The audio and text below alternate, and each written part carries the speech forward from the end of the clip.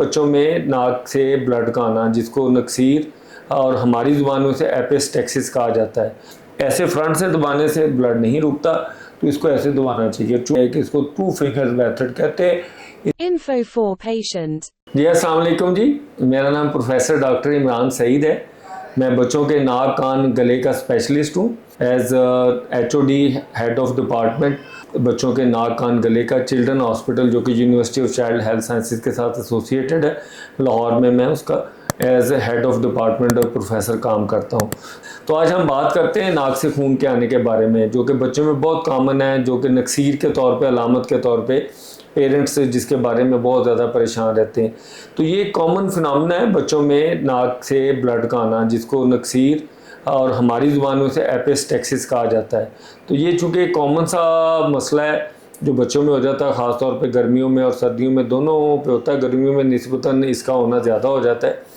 ये इस तरह होता है कि अगर आप देखें तो नाक की सांस इस तरह होती है कि नाक का ये जो हमारा हिस्सा, नाक के काम 3 किस्म के होते हैं। नाक का काम सांस को नाक के रास्ते फेफड़ों तक पहुंचाने का ज़रिया है। तो नाक 3 काम करता है। नंबर 1 तो इसका काम है, ये फिल्ट्रेशन कर देता है। जो डस्ट पार्टिकल्स और हार्मफुल चीज़ें होती हैं वो नाक के अंदर सबसे पहले जो बाल होते हैं विब्रेजी, उनके ज़रिए स्टक होते हैं।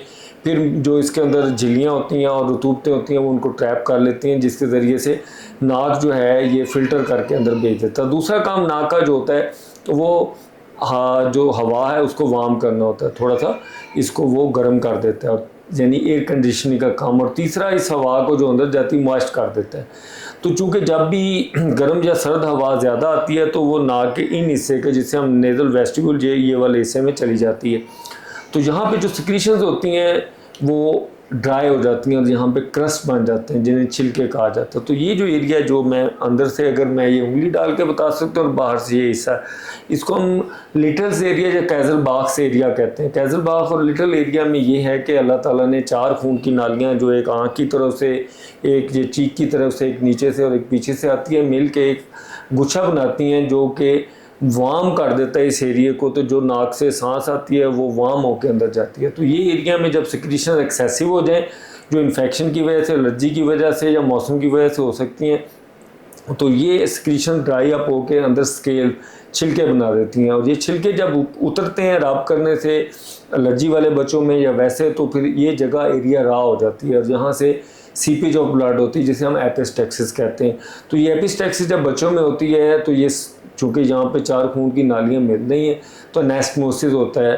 तो उसमें से सीपेज काफ़ी ज़्यादा होती है, जिस सीपेज की वजह से पेरेंट्स बहुत परेशान हो जाते हैं। और अगर ये आगे से पकड़ें तो वो पीछे से अलग में चली जाती है और बच्चा वॉमिट करता है जब ब्लड आता है।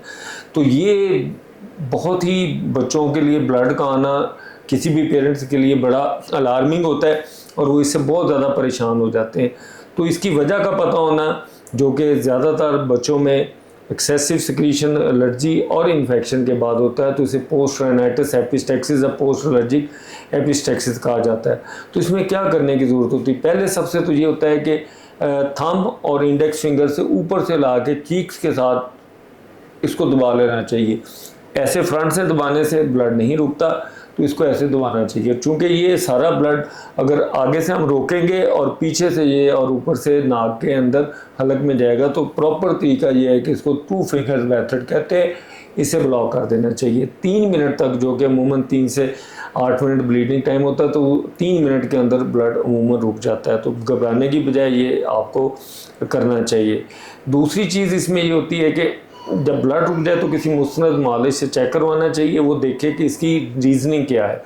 जैसे कॉमनेस्ट रीज़निंग मैंने आपको इन्फेक्शन बताई थी, इसके अलावा इसके अंदर फॉरेन बॉडीज को बच्चे नाक में कुछ चीज़ डाल लें, ट्रामा हो जाना, और इसके अलावा कोई ब्लीडिंग डिसऑर्डर होना या किसी और पेचीदगी की वजह से भी नाक से खून आ सकता है। तो क्या ये सिंपल ब्लड निकला है इन्फेक्शन की वजह से, एलर्जी की वजह से, या इसमें कोई कॉम्प्लिकेशन है, ये एक मुस्तनद मालिज ही आपको बता सकता है। उससे रिजू करें ताकि वो देख सकें कि इसमें जो एपिस्टेक्सिस या नक्सीर आने की क्या वजूहत हैं, कैसे ठीक होंगी और कैसे इसका मुनासिब तरीन इलाज किया जा सकता है। तो ये सारी चीज़ें जब तक आप मशवरा नहीं करेंगे पता नहीं चलेगा। तो अगर बार बार ये बच्चे में प्रॉब्लम्स आ रही हैं तो अच्छे तरीके से उसका मुआयना करने के बाद उसकी अच्छी सी ट्रीटमेंट करने से ये चीज़ें हल हो सकती हैं। Thank you very much.